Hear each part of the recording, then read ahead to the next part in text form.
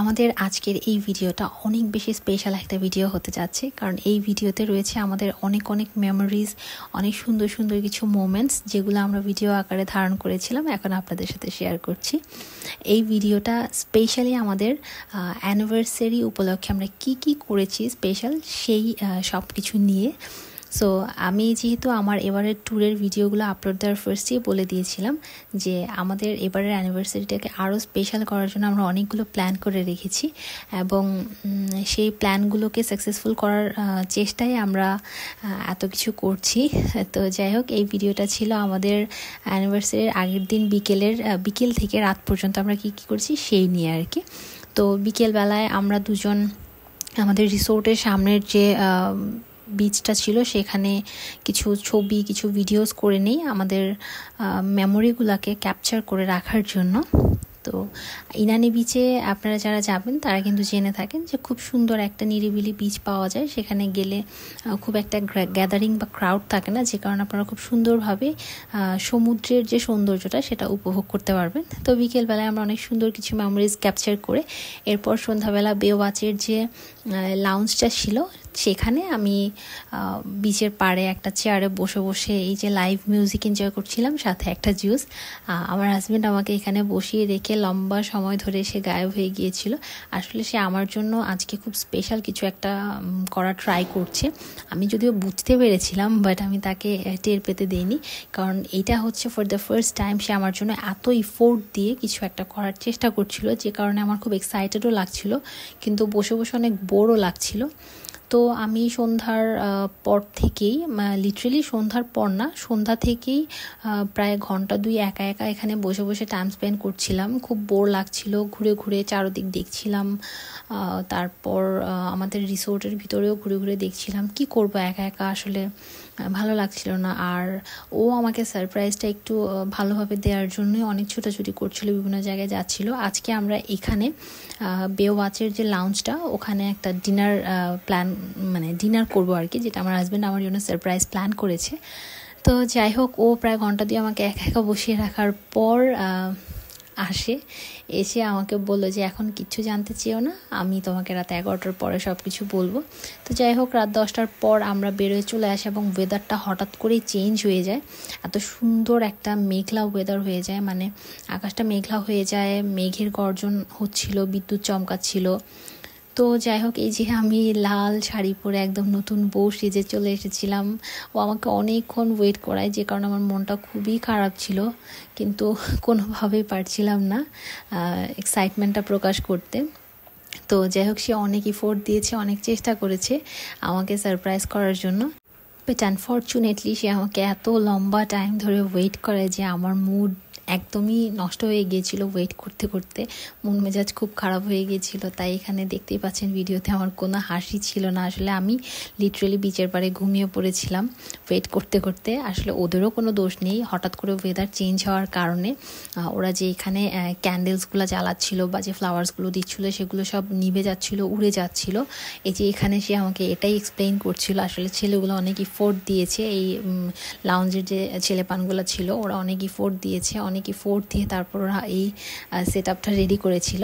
আসলে এই সেট আপটা করার কথা ছিল ওদের হোটেলের ভিতরে, বাট আমরা আমার হাজব্যান্ড প্ল্যান করেছিল যে আমরা বিচের পাড়ে যদি করি তাহলে বিষয়টা আরও বেশি সুন্দর হবে, তাই এখানেই প্ল্যানিংটা করা ছিল। কিন্তু এই যে দেখেন এত সুন্দর সেট আপ তারা দিয়েছে, যেটা করার জন্য তাদের প্রায় 2-2.5 ঘন্টার উপরে লেগে গিয়েছিল, কারণ অনেক বাতাস ছিল, ওয়েদার হঠাৎ করে চেঞ্জ হয়ে যায়।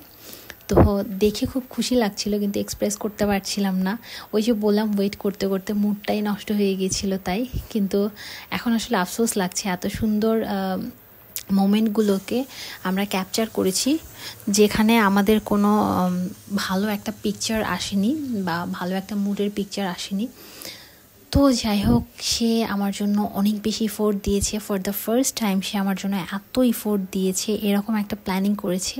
আমি আসলে অনেক বেশি হ্যাপি ছিলাম, হয়তো এক্সপ্রেস করতে পারিনি, কিন্তু আমি সত্যিই খুব হ্যাপি ছিলাম এবং এটা আমার লাইফের বেস্ট সারপ্রাইজ এবং বেস্ট গিফট ছিল। আমি বারবার মেনশন করছি, আমি আমার হাজব্যান্ডকেও বলতে চাই থ্যাংক ইউ সো মাচ। তুমি আমার জন্য এত সুন্দর সেট আপ প্ল্যান করেছো বা এত সুন্দর সারপ্রাইজ প্ল্যান করেছো। আমি আসলেই খুব খুশি এবং আমি আসলেই খুব লাকি যে তুমি ফাইনালি আমার যে ছোট ছোট খুশিগুলা বা আনন্দগুলা কিসের মধ্যে রয়েছে সেটা তুমি বুঝতে পেরেছো, তার জন্য তোমাকে অনেক বেশি ধন্যবাদ। তো চলুন এবার আপনাদেরকে ফুল সেট আপটা একটু শর্ট ভিডিওর মাধ্যমে দেখিয়ে দিই, তারপরে ডিটেইল বলবো যে আমরা কিভাবে কি প্ল্যান করেছি। এই যে দেখেন, এখানে সে আমাকে চেয়ার আপ করার অনেক চেষ্টা করছে, কারণ সেও বুঝতে পারছিল যে আমি আসলেই অনেকক্ষণ ওয়েট করেছি, এটা আসলে অনেক বেশি টাইম হয়ে গিয়েছিল।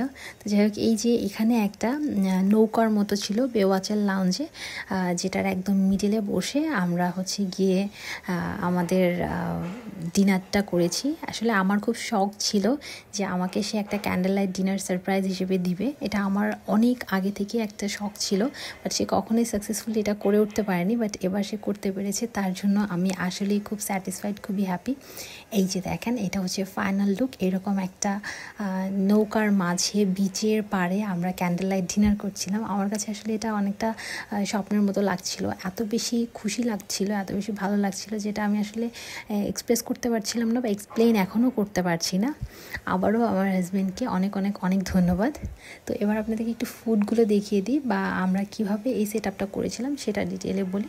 এটা হচ্ছে বেওয়াচের রিসোর্টের ভিতরে ওরা করে থাকে এবং আপনারা চাইলে বাইরে ওরা সেট আপ করে দিবে। এর জন্য ওদেরকে মিনিমাম 5000 টাকার একটা অর্ডার দিতে হবে, বিল দিতে হবে, তাহলে ওরা গিয়ে আপনাদের জন্য সেট আপটা রেডি করে দিবে। 5000 টাকার নিচে কোনো বিল করলে ওরা এই সেট আপটা করবে না। এবং আপনারা জাস্ট আপনাদের একটু লিটল এফোর্ট দিলেই এইরকম একটা সেট আপ করে আপনাদের স্পেশাল দিনটাকে আরও স্পেশাল বানাতে পারেন এবং এভাবে আমাদের মতো এনজয় করতে পারেন। এই যে দেখেন, বিচের পাড়ে বসে সুন্দর একটা ওয়েদারের সাথে এরকম সুন্দর একটা ক্যান্ডেল লাইট ডিনার, আর কি লাগে জীবনে। আমরা একটা কোরাল বারবিকিউ নিয়েছিলাম, সাথে কিছু কাবাব ছিল, পরোটা ছিল, আরও কী যেন ছিল আমার এক্স্যাক্টলি মনেও নেই, তবে হ্যাঁ ওদের প্রত্যেকটা খাবারই খুব ভালো ছিল, খুব ফ্রেশ ছিল।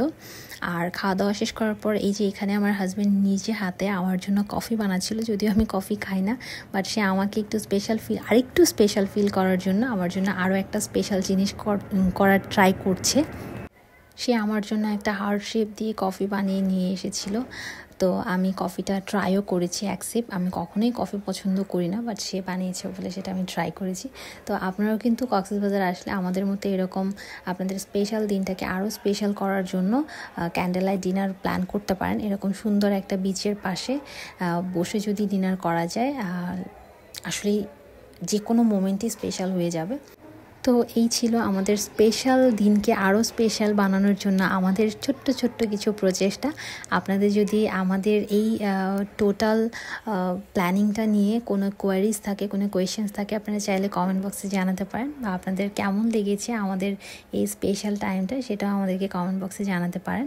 আশা করি আপনাদের আমাদের ভিডিওটি ভালো লেগেছে। আপনারা যারা এতক্ষণ ধৈর্য ধরে আমাদের ভিডিওটি দেখেছেন, আপনাদের সবাইকে অসংখ্য রকম ধন্যবাদ। দেখা হবে পরবর্তী নতুন কোনো একটা ভিডিওতে। ততক্ষণ পর্যন্ত সবাই ভালো থাকবেন, সুস্থ থাকবেন, আমাদের জন্য দোয়া করবেন, আমাদের সাথেই থাকবেন। আমাদের চ্যানেলে যদি নতুন হয়ে থাকেন, প্লিজ আমাদের চ্যানেলটিতে একটি সাবস্ক্রাইব করে দিবেন, আমাদের ফেসবুক পেজে লাইক আর ফলো দিয়ে পাশে থাকবেন। আল্লাহ হাফিজ সবাইকে।